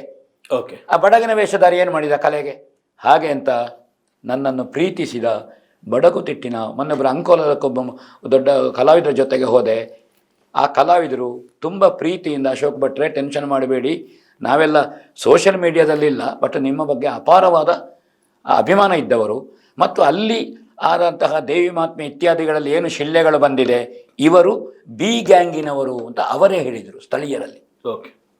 ಸೊ ಇಲ್ಲಿ ಆಗದ ಕಾರಣ ಇಲ್ಲಿ ಯಾರು ಈ ಬರೀತಾರೆ, ಅಥವಾ ಅಮಾಸಬೈಲ್ನಲ್ಲಿ ಪೊಲೀಸರಿಗೆ ಬಂದಂತಹ ಮಾಹಿತಿಯಂತೆ ನನ್ನನ್ನು ಟಾರ್ಗೆಟ್ ಮಾಡಿದಂತಹ ಬಿ ಗ್ಯಾಂಗ್ಗಳಿದ್ದಾರೆ, ಇನ್ನು ಕೆಲವರಿದ್ದಾರೆ. ನೀವು ಆಗ ಹೇಳಿದ ಹಾಗೆ ಒಟ್ಟು ಅದು ನನ್ನ ಏಳಿಗೆಯನ್ನು, ನನ್ನಲ್ಲಿರುವಂಥ ಒಂದು ಮನೋಬಲವನ್ನು, ಅಥವಾ ನಾನೊಂದು ಒಂಟಿ ಸಲಗದಾಗಿ ಹೋಗುವ ಜನ. ಹಾಗಾದ ಕಾರಣ ಅದು ನಂಜಿನಿಂದಲೋ ಅಥವಾ ಈ ಕಾರಣದಿಂದಲೋ ಈಗ ಮೊನ್ನೊಂದು ಶಬ್ದ ಹುಟ್ಟಿಕೊಂಡಿದೆ. ಮೋದಿಯವರ ಪ್ರಭಾವವನ್ನು ಕಡಿಮೆ ಮಾಡಲಿಕ್ಕೆ ಕಾಕ್ರೋಜ್ ಅಂತ ಒಂದು ಹುಟ್ಟಿದೆ ಪಕ್ಷ, ಜಿರಳೆಗಳು. ಇದು ಯಕ್ಷಗಾನದ ಕಾಕ್ರೋಜ್ ಅಂತ ನನಗೆ ನಿನ್ನೆಯಿಂದ ಆಗ್ತಾ ಉಂಟು. ಜಿರಳೆಗಳು ನನ್ನ ಏಳಿಗೆಯನ್ನು ಸಹಿಸಲಿಕ್ಕಾಗದೆಯೋ ಅಂತ ನನಗೆ ಬೇರೆ ಶಬ್ದ ನನಗೆ ಸಿಗಲಿಲ್ಲ ನಿನ್ನೆ ನೆನಪಾಗುವಾಗ, ಹಾಗೆ ಅನ್ನಿಸ್ತಾ ಉಂಟು. ಓಕೆ. ಒಟ್ಟಿನಲ್ಲಿ ಅಶೋಕ್ ಭಟ್ರೆ, ಇದೀಗ ಈ ಎಲ್ಲ ಘಟನೆಗಳನ್ನು ನೋಡುವಾಗ ಇದು ಟಾರ್ಗೆಟ್ ಅಶೋಕ್ ಭಟ್, ಇದು ಟಾರ್ಗೆಟ್ ಧರ್ಮಸ್ಥಳ, ಇದು ಟಾರ್ಗೆಟ್ ಶ್ರೀ ಕ್ಷೇತ್ರ ಅನ್ನೋದನ್ನ ತಾವು ನಿರೂಪಿಸ್ತಾ ಇದ್ದೀರಿ. ಅಲ್ಲ, ನಿರೂಪಿಸುವುದಲ್ಲ, ವಾಸ್ತವದು ನನ್ನ ಅನುಭವಕ್ಕೆ ಬಂದು. ನಾನು ಮೊದಲ ಸಲ ಅದನ್ನು ನಮ್ಮ ಕುಡ್ಲದಲ್ಲಿ ಹೇಳಲಿಲ್ಲ, ಯಾಕೆಂದ್ರೆ ನನಗೆ ಅನುಭವಕ್ಕೆ ಬಾರದೆ ನಾನು ಯಾರನ್ನೂ ಇದು ಮಾಡೋದಿಲ್ಲ. ನಾನು ಯಾರ ದೇಶ ಅದಕ್ಕೆ ಸರಿಯಾಗಿ ಮೊನ್ನೆ ಈ ಇವರದ್ದೊಂದು ಹಾಸ್ಯಗಾರರ ಪ್ರಹಸನ ಬಂತಲ್ಲ ಒಂದು, ಅದರಲ್ಲಿ ತಿಮ್ಮರೋಡಿಯವರು ಪ್ರಜ್ವಲ ಎಂಬ ಕಲಾವಿದರ ಹತ್ರ ಮಾತಾಡುವಾಗ ಮುರಾಣಿ ಅಶೋಕ್ ಭಟ್ರಿಗೆ ಎಂಚಾಂಡ್ ಅಂತ 3 ಸಲ ಹೇಳಿದ್ದಾರೆ. ಸೊ ಅದು ಸ್ವಲ್ಪ ಅವರ ಮುಖದಲ್ಲಿ ವಿಕಟ ನಗೆ ಇತ್ತು, ವಿಕಟ ನಗೆ ಮಾತಿನಲ್ಲಿ ಟೋನ್ ಗೊತ್ತಾಗ್ತಾ ಇದೆ. ಎಂಚಾಂಡ್. ಹಾಗಾದ್ರೆ ಮಾರ್ಚ್ 25 ಹೆನ್ನಾಬೈಲಿನಿಂದ ತೊಡಗಿ ಮೊನ್ನೆವರೆಗೆ ಹಿಂದೆ ಇರುವುದು ಯಾರು? Who is that fellow? ಯಾರು? ಅವರೇ. ನಾನು ಉಜಿರೆಯಲ್ಲಿ ಪಾಸ್ ಆಗುವಾಗ ಸ್ವಾಮಿ ಒಬ್ಬ ರಿಕ್ಷಾದಲ್ಲಿ ಕೂತ್ಕೊಂಡು ವಿಷಲ್ ಹಾಕಿದೆ 2 ಸಲ ಇದರ ಬೆನ್ನಿಗೆ. ನಾನು ಗಮನಿಸಲಿಲ್ಲ. ಹಾಗಂತ ನಾಳೆ ಆ ರಿಕ್ಷಾದಲ್ಲಿ ಹೋಗುವುದಿಲ್ಲ ಅಂತಲೂ ಇಲ್ಲ. ನೀನು ಇದು ಯಾವ ಗ್ರೂಪಿನವ ಅಂತ ಕೇಳಿ ರಿಕ್ಷಾದಲ್ಲಿ ಕೂತ್ಕೊಳ್ಳೋದಲ್ಲ, ಬಸ್ ಸ್ಟ್ಯಾಂಡ್ ರಿಕ್ಷಾದಲ್ಲಿ ಕೂತ್ಕೊಳ್ಳೋದು. ಅವ ಯಾವ ಗ್ರೂಪಿನಿಂದ ಬಾಡಿಗೆ ಕೊಡೋದು, ತಣ್ಣ ಬರ್ತೆ, ಧನ್ಯವಾದ ಹೇಳದೆ ಇಳಿಯುವುದೇ ಇಲ್ಲ. ಈಗ ನಿಂತಿದೆ ಅಂದರೆ ನನ್ನನ್ನು ರೇಗಿಸುವುದು ಉಜಿರೆಯಲ್ಲಿ. ಹಾಗನ್ನ ಅವರು ಕಾಕ್ರೋಜ್ ಅಂತ ಸ್ಪಷ್ಟ ಆಯಿತು. ಈಗ ಬಿ ಗ್ಯಾಂಗನ್ನು ಕಾಕ್ರೋಜ್ ಮಾಡಿದರೆ ಅಂತಲೂ ಅನ್ನಿಸ್ತದೆ ಕೆಲವೊಮ್ಮೆ. ಇಂಥ ವರ್ಗದವರಿದ್ದಾರೆ, ತುಂಬ ಪ್ರೀತಿಯಿಂದ ಅಭಿಮಾನದಿಂದ ನನ್ನ ನೋವನ್ನು ಕೇಳಿದವರಿದ್ದಾರೆ, ಇದ್ದಾರೆ. ಇದು ಇದ್ದಾರೆ. ನನಗೆ ಅನ್ನಿಸುವುದು ನನ್ನನ್ನು ನಿತ್ಯ ವಿರೋಧವ ಪ್ರೀತಿಯ ನಿತ್ಯ ನನ್ನ ಬಗ್ಗೆ ಬರೆಯುವುದೋ ಮಾಡುವಂಥ ಒಂದು ವರ್ಗ ಉಂಟಲ್ಲ, ನನ್ನನ್ನು ಫಾಲೋ ಮಾಡ್ತಾ ಇದ್ದಾರಲ್ಲ, ನನ್ನ ಪ್ರಜ್ಞೆಯನ್ನು ಜಾಗೃತ ಇಡ್ತಾ ಇದ್ದಾರಲ್ಲ, ಅಲರ್ಟ್ ಮಾಡ್ತಾ ಇದ್ದಾರಲ್ಲ. ಸೊ ಒಂದು ಹೇಳ್ತೇನೆ, ನಾನು ಪ್ರಾರ್ಥನೆ, ಒಂದು ದೊಡ್ಡ 270 ವರ್ಷದ ಇತಿಹಾಸ ಇರುವ ಮೇಳದಲ್ಲಿ ನನಗೆ ಅವಕಾಶ ಕೊಟ್ಟಿದ್ದಾರೆ ಪೂಜ್ಯರು, ಅದರ ಯಜಮಾನರು. ಮತ್ತು ನನ್ನ ಇಂಥ ಸಂದರ್ಭದಲ್ಲಿ ತಕ್ಷಣ ಸ್ಪಂದಿಸಿ ನಿಮ್ಮೊಟ್ಟಿಗೆ ಇದ್ದೇವೆ, ಏನಾದರೂ ಆಗಬೇಕಿದ್ರೆ ಹೇಳಿ, ಮ್ಯಾನೇಜರ್ ಹತ್ರ ಹೇಳಿದ್ದೇನೆ, ಕಂಪ್ಲೇಂಟ್ ಏನು ಬೇಕಾದನ್ನು ಮಾಡಿ, ನಾವಿದ್ದೇವೆ, ನಿಮ್ಮ ಜೊತೆಗಿದ್ದೇವೆ ಅಂತ ಹೇಳಿದ್ದಾರೆ. ಸೊ ಯಾರು ನನ್ನನ್ನು ಪ್ರೀತಿಸಿದ್ದಾರೆ, ಆಶೀರ್ವಾದಿಸಿದ್ದಾರೆ, ನನಗೆ ಅವರಿಗೆ ಮಂಜುನಾಥ ಸ್ವಾಮಿ, ನಮ್ಮ ಆರಾಧ್ಯ ದೇವರು ಗಣಪತಿ, ಧರ್ಮದೇವತೆ ಅನ್ನಸ್ವಾಮಿ ಒಳ್ಳೆಯದು ಮಾಡಲಿ. ಯಾರನ್ನು ನನ್ನ ನಿತ್ಯ ನನ್ನ ಏಕಾಗ್ರತೆಗೋ ನನಗೆ ಭಂಗ ತರ್ತಾರೆ, ನನ್ನನ್ನು ಟಾರ್ಗೆಟ್ ಮಾಡ್ತಾರೆ, ಅವರಿಗೆ ಅದೇ ದೇವರು ಶಿಕ್ಷೆ ಕೊಡ್ತಾನೆ ಅಂತ ಮಂಜುನಾಥ ಸ್ವಾಮಿ ಮತ್ತು ಅಣ್ಣಸ್ವಾಮಿಯ ಪಾದಕ್ಕೆ ಹಾಕಿದ್ದೇನೆ. ಅದನ್ನು ಶಿಕ್ಷೆ, ನನಗೆ ಆ ದೇವರಲ್ಲಿ ವಿಶ್ವಾಸ ಉಂಟು.